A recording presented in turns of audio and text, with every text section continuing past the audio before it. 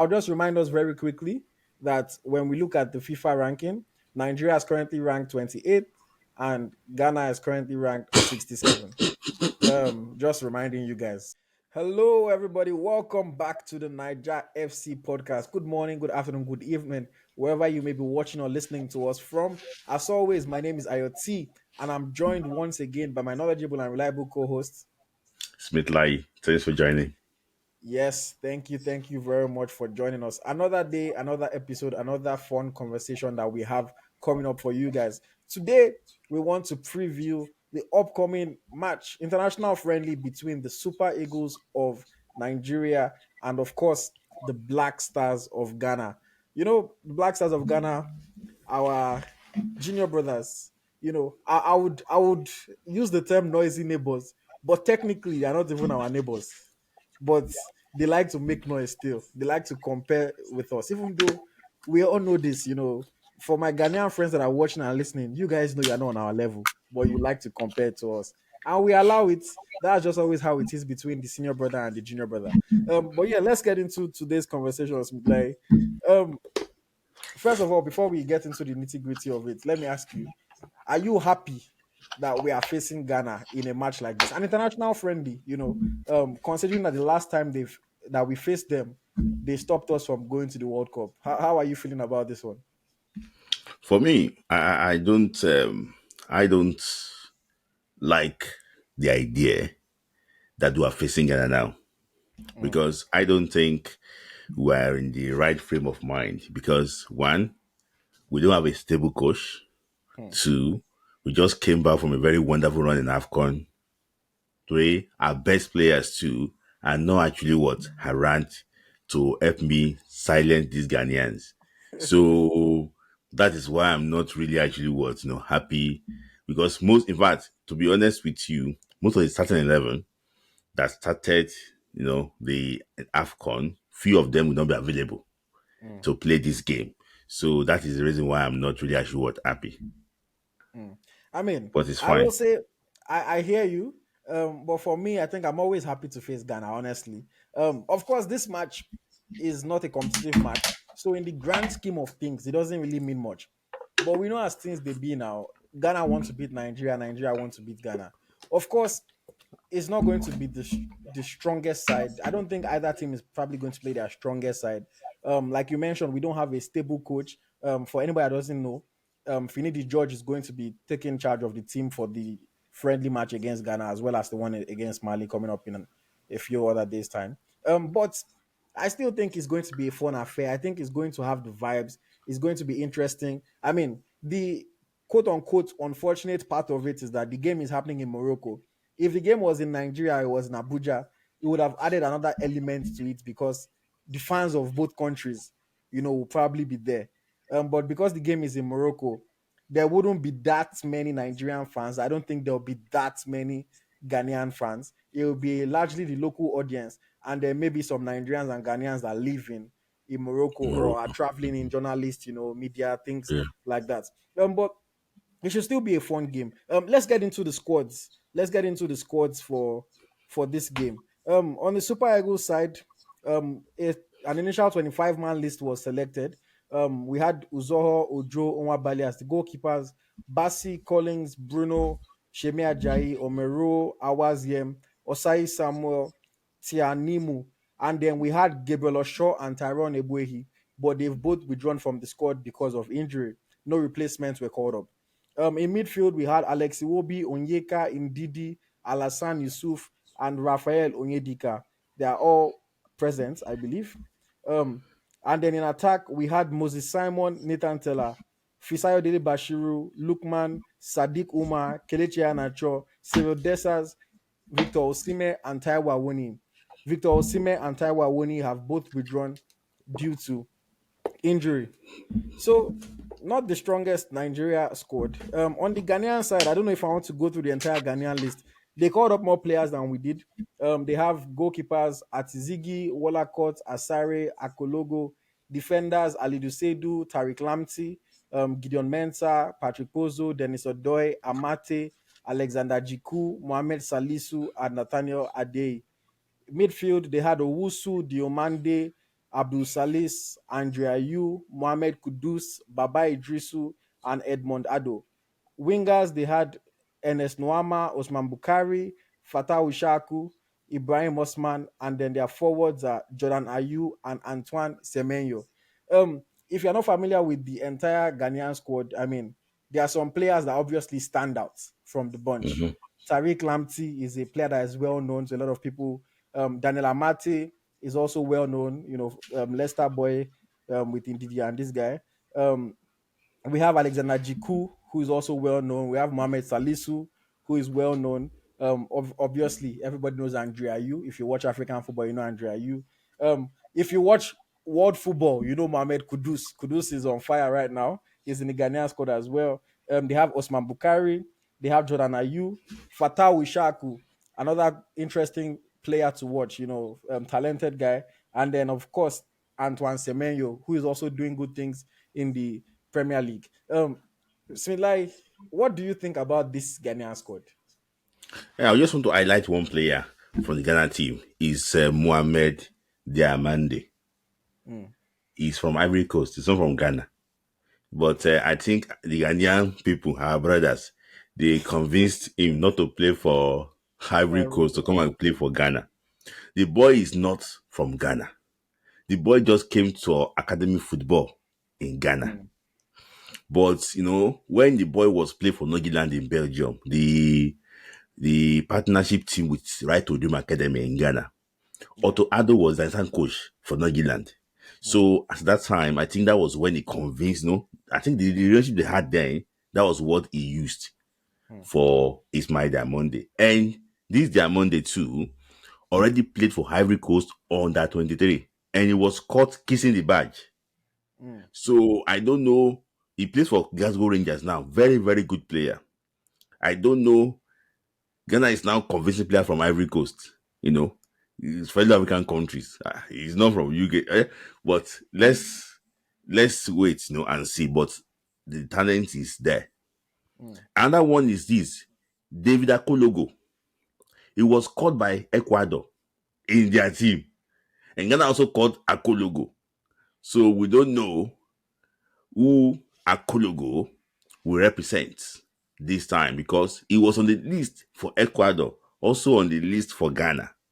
mm, But let's see. Maybe he's gonna be wearing half Ghana, half Ecuador jersey when they actually want this thing. So the Ghanaian team, when I saw the summary of it all, this is like Otto Addo team. These mm, are his people, except Party and maybe probably Iñaki Williams. You know, this is his team. This is a team that he brought to Nigeria. You know, and before I move on, I also want to highlight something that Abdul Fattah Ishaku of Leicester, he also came to Nigeria too to come and play football. So we should go and cap him too. The way Ghana the way Ghana went to well, Ghana going to go and cap that want to go and cap that boy. But let's just it's a very good Ghana team. It's finishing against against Otoado. For me, Anthony Semenyo is the man on fire. mm. And also Mohamed Kudus, they have the spine of this team gelling well. But I don't know what is happening to Ghana. But on Friday, we compound their woes again. You Mm. know, that is All it. right. I mean, and I'll say very quickly, I know I've spoken a lot, but I like the Ghanaian team as well. I mentioned players that I think are well known, and we obviously have to be aware of. Mohamed Kudus is the one Ghanaian player that I look at and I'm like, this guy is really good, man. Kudus has a lot of talent. We see what he's doing in Premier League. We see what he's doing in Europe with West Ham as well. Obviously, it's something that we'll have to watch. Semenyo, as Mudai said, also a man in form, doing well for Bournemouth. And I think overall, the Ghanaian team is good, but it doesn't scare me. I don't look at the team and think, oh, this is a team that we can't beat. Um, Going into any football match these days, I don't expect it to be easy. Most or if not all African teams right now are stepping up their game and are getting better and better. But still, even with a relatively weakened squad because of absences that we have, no Ekong, no Osimhen, no Awoni, no Boniface, etc. I still think that whichever side Otoado decides to field on that day, the Super Eagles should be able to compete and should be able to compete well. Smith, like, I want to quickly touch on this, and I want to get your opinion on it. Like you mentioned, it's Finidi George against Otowado. A lot of people might not be familiar with Finidi George as a coach. We know him as a player, legend for Nigeria. But what can we expect to see from Finidi George tactically, coaching wise? What can we expect to see? You know, it's difficult to judge Finidi George. You can see that alliteration. It's difficult to judge Finidi George because of his coaching Enyimba. And in fact, if you have watched Enyimba before too, to even know the tactics they are playing is hard. Honestly, it's very, very hard. But I know that he likes to get the ball quickly to the wingers, and Mm, drive the ball in. I know that. And he also likes a very, very mobile midfield. He wants. So, but for me, I have to be honest with you. I've seen his team play, and I can't say that this is the identity. mm, I've seen Fidelis Ilechukwu play with his Rangers and Plateau United. And I know that, this is how Ilechukwu likes to play, the Genge pressing. That is his identity. So, but Finidi George, I've no even know his identity at all.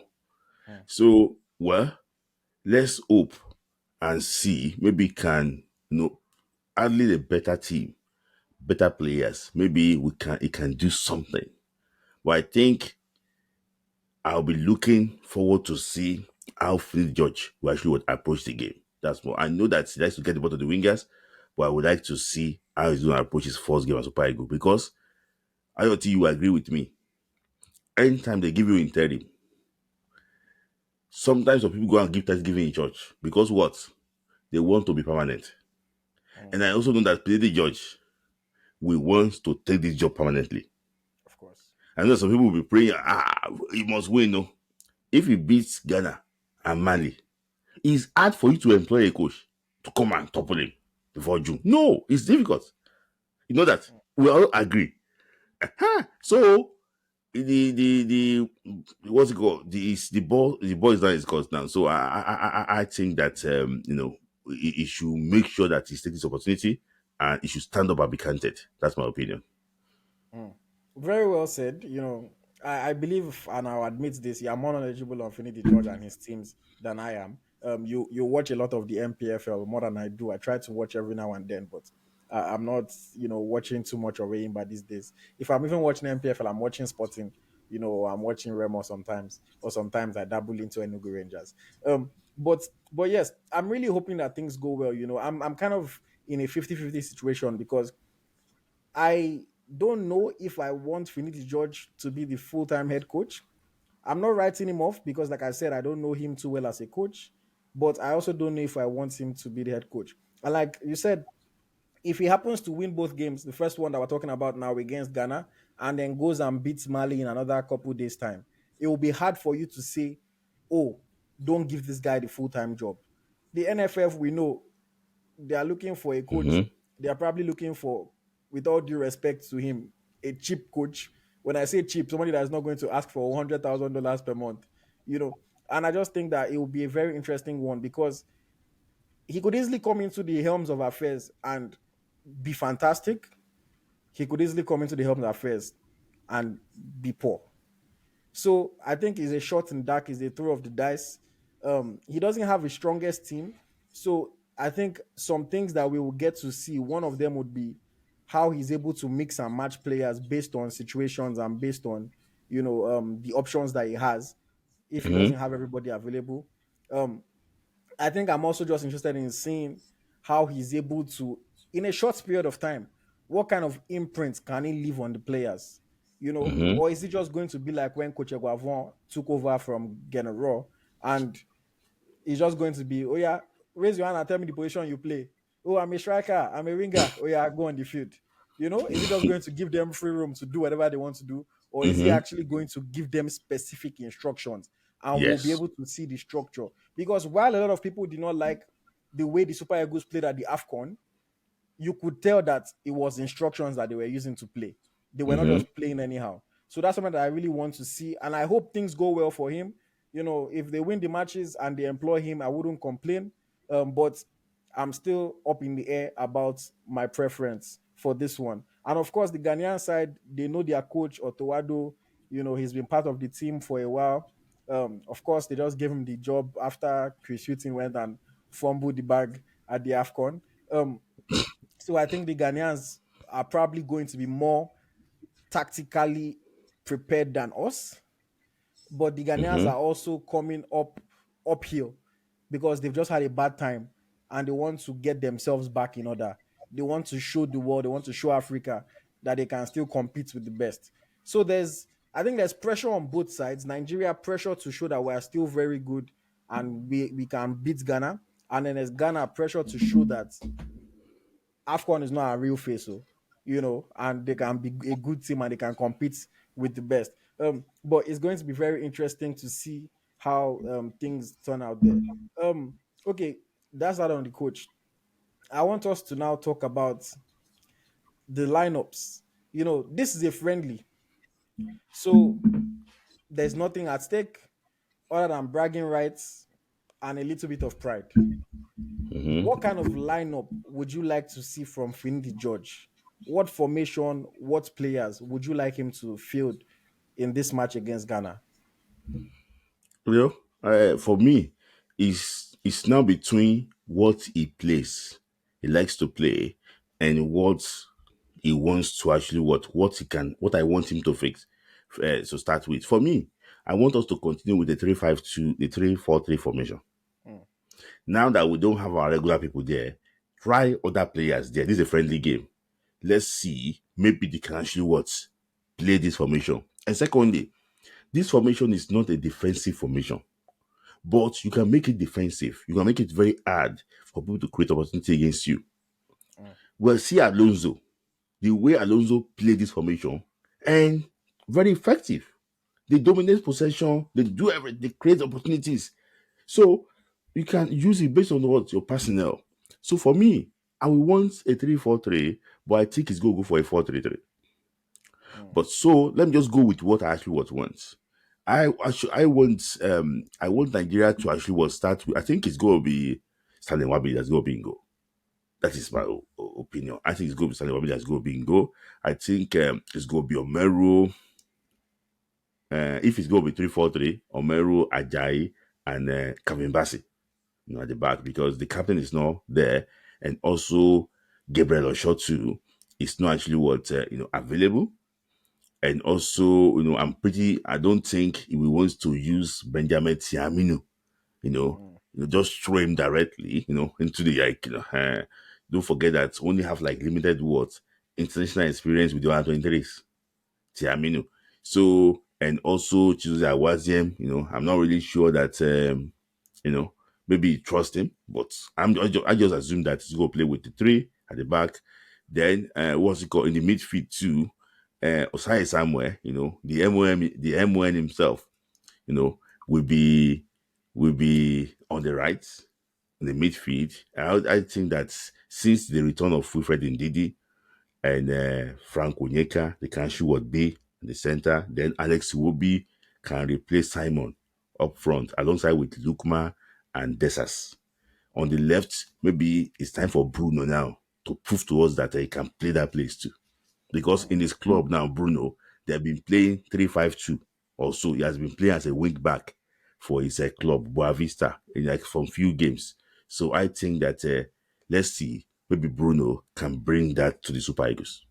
So I just think that Wabili, Omeru, Ajayi, and and Omeru Ajayi and Basi, defense in the midfield, Osai Samuel, Ndidi, Onyeka, and Bruno.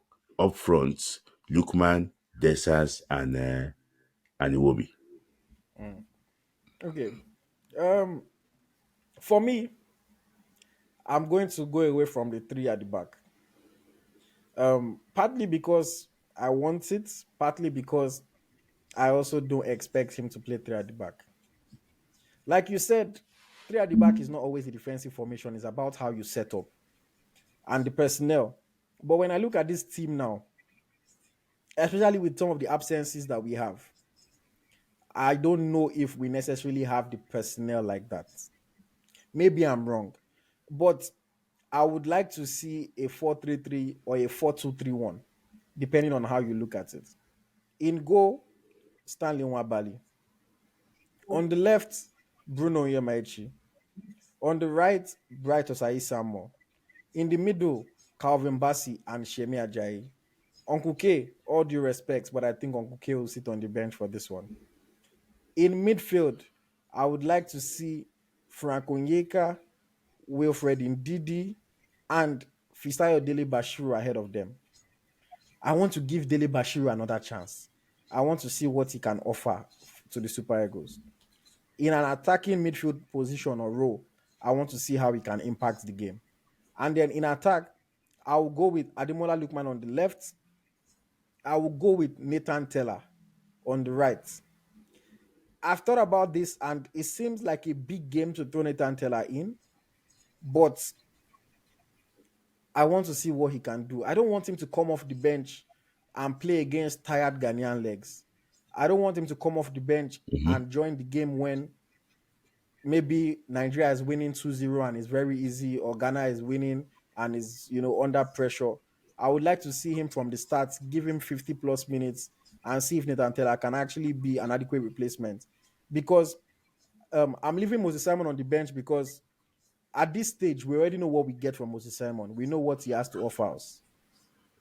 Lookman, I'm starting Lookman because Lookman is too good for him to be on the bench, you know. But with Teller, we want to see if he can compete with the Chukwuezes and the others for that other wing position. So I would start Nathan Teller in this match. And then up front, personally, I will start Kelechi Iheanacho. I don't know. I'm not a very big fan of Cyril Dessers. I don't know. I'm just not a very big fan of Cyril Dessers. I think he's a decent striker, but if you give me Dessers, you give me Kelechi, I think I would choose Kelechi 9 times out of 10. And I think Kelechi is more used to our system, is more used to playing with a lot of these players. And I just think Kelechi has something to offer. He has been on the back seat for a little while now. There's no Osime, there is no Awoni, there is no Boniface. Let's put Kelechi in the driver's seat and let's see what he can do. So that would be my own selection. I think the midfield in Didi and Onyeka, relatively easy to know why I'm choosing those two. I think they're the two most solid midfielders. And then put Dele Bashir ahead of them and let's give him a chance. There's nobody else like that on the team that really, really operates from an attacking midfield position. So I think Dele Bashir is an easy pick there. Um, if you wanted to play a 4-4-2, maybe you could have gone Iheanacho and Dessers. But for my formation, I'm going 4-3-3. So yeah, that is my own choice. And hopefully, whichever formation it goes with, whether it be a 3-4-3, 3-5-2, or a 4-3-3, 4-2-3-1, 4-4-2, whatever the case may be, the most important thing for us, I think, is can we play with some kind of intent? Can we show some chemistry within the squad? Can we show that we can still play a high level football game in the absence of some of our best players? And then, of course, can we beat Ghana? Um, those are the most important things. So yes, that would be my preferred formation. Smith, like anything that you want to add very quickly? No, I just want to, I just want a very good game. I want us to, to show that we really played the last AFCON. Not to Mm, go there and lie there and be beaten. I want to see fight too from those players because, you know, I can't remember the last time we beat Ghana, and that's why you see them making a lot of mouths. So I just want us to actually put the fight through and make sure that actually we get something out of this game because mm, though it's not competitive game, but I don't want it to also affect our FIFA ranking. Don't forget that we have right. been top now in FIFA ranking too. So I want us to actually work because if they win, at least that will boost their confidence going to the game against South Africa. Mm, Because don't forget we lost our last game against Ivory Coast. So at least that one can boost their confidence going to the game against South Africa in Uyo. yeah. Yeah. And I mean, let me ask you just very quickly. is there anything that you are expecting from the Ghanaian squad? Any particular players you think would surely play? Just quickly, what do you have to say about the? For me, Ghana will be Ghana, and Hmm, Otuado will be Otuado. For me, I rate him very highly, but Ghanaians don't rate him. I don't know why. They call him a scout coach, a boy scout. They call him different names because he was a talent manager with Borussia Dortmund. He wasn't a coach. But for me, I is tactically flexible.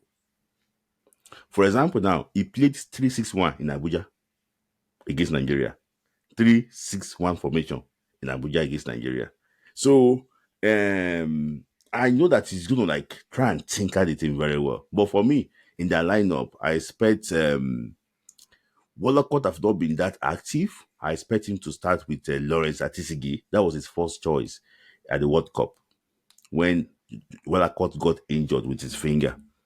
I expect him to start with Tariq Lamptey at the right back because I think that's his first choice. Though, you know, it's between him and Alidu Seidu, but I think it's going to be what? Tariq Lamptey, probably maybe because of the club he plays for and everything. So in central defense, I think his first choice, we saw it in Abuja, Amati and Alexander Juku. So if he's playing a 3-5-2 formation, it will be Amate, Juku, and Mohamed Salisu. So in the left back, I think it's going to be Gideon Mensah. He's the one that gave the assist to Thomas Partey, in Abuja. That that is history now. So and in the midfield, I think it's going to be Abdul Salis, the guy from Lyon, no, from RC Lens in France. I think that one will be paired by probably Baba Idrisu. Baba Idrisu is like the pivot in his team. He sits in front of the defense. He used to play for Real Mallorca. So Abdul Salim and the golden boy Mohamed Kudus is okay. He's going to be there. I think up front, it's going to be Jordan Ayew. I think he's going to play Jordan Ayew. I think it's a big fan of Jordan Ayew. Jordan Ayew on the left. I think Ernest Neuma slightly ahead of Ishaku. Neuma, the club mate of Gift Urban. I think it's going to be Ernest Neuma, Antonio Semenyo, and Jordan Ayew up front. That's what I will see. So I expect him to change it in the second half and try and see, because the aim for him is to go to Bamako in June and go and beat Mali. hmm. Because if they lose that game in Bamako in June, World Cup is going up in smoke. Hmm. All right. Thank you. Yeah. Thank you very much for that insight. I don't really have anything to add to that. Very well said. And we'll see, of course, Ghanaians that are watching this, listening, you can let us know in the comments what your own preferred lineup will be for that game. And the Nigerians, of course, let us know what your preferred lineup for the Super Eagles will be as well. Um, Okay, just to round off this one, I'll just remind us very quickly that when we look at the FIFA ranking, Nigeria is currently ranked 28th and Ghana is currently ranked 67th. Just reminding you guys, just reminding you. And of course, in terms of form, the Super Eagles are coming into this game with 4 wins and a defeat in their last 5 matches. One of those wins, of course, was a penalty shootout victory over South Africa. The defeat was in the AFCON final against Ivory Coast. Whereas our Ghanaian brothers are coming into this game with 3 draws and 2 defeats in their last 5 matches. So Ghana haven't won in the last 5. That's more reason why the Super Eagles should not forehand and allow Ghana to find a win against Nigeria, even though it's a friendly game. But yes, Smith Layi, let us end this as we usually end our match previews with prediction. So this one is a relatively difficult one because it's not a competitive match, so we don't really know exactly what kind of lineup to expect. The Super Eagles have a new coach, so we don't really know what to expect on that front. But it's Nigeria against Ghana. It's an international friendly, but we know there's no friendly competition between Nigeria and Ghana. It's always going to be a serious affair on the field. For me, I would say the Super Eagles should still have enough to edge out the Ghanaians who are just trying to recover from their pathetic AFCON. And I'll predict 2-1 to the Super Eagles because it's a friendly, because we're missing players, because things are being rotated, players will be rotated. Some players would, there will be mass substitution during the game, not like the kind of substitution you'll make in a competitive match. So that's why I think it's going to be a close affair. And the Super Eagles will win 2-1. Kelechi Iheanacho probably gets one goal, and then another goal can come from the defense. What do you think? What's your prediction, Smith Layi? For me, two of them they are goal shy, Mm, and you know I've predicted so many 3-0s before, and they never worked. So I'm not gonna go for any 3-0 again. mm. For me, I think it's gonna be 1-0 Nigeria, or even 0-0. 1-0. I hope it's not 0-0 because I hate friendly matches that don't have goals. But yes, that's our prediction for the game. Of course, let us know your own prediction in the comment section as well. And of course, give us a reason why you think it's going to end like that. Smidlai, any final word on this match before we wrap up? I just want Nigerians to actually take it because it's been a long time we beat Ghana. The last time we beat Ghana, I think that was in 2006 during the AFCON. That was the last time we actually beat Ghana. And, I want us to just make a statement too that they are still our brothers. We want you can still beat them and teach them lessons. So that is my opinion. I want us to take it very seriously too. And those that are making their debut or those that are coming in that didn't go to the AFCON too, they should try and make statements so that it can be considered for the competitive game coming up in June. All right. Thank you very much. And my final word would be to you guys that are watching and listening to us. Please make sure you like this video. You like if you are listening on any platform you are on, share with your friends, share it with your family, share it in your group chat, share it in your chat forums. Just make sure that other people can enjoy this fantastic Nigerian football content. And of course, if you are watching on YouTube, make sure you subscribe to the channel so that you don't miss any video that's coming up. If you are listening on any podcast platform, make sure you also follow or subscribe to the podcast so that you do not miss our future episodes. We have a lot of football coming up. We have a lot of things that we're going to be talking about, and I'm sure you guys would want to be part of it. As always, it's been a pleasure. My name is AyoT. This is Ego Academy of Nigerian Football, and my co-host is. Smith Layi, don't forget to like and subscribe. Thanks for listening again. Thanks for listening. Thanks for watching. This is the Naija FC Podcast. Bye bye, guys.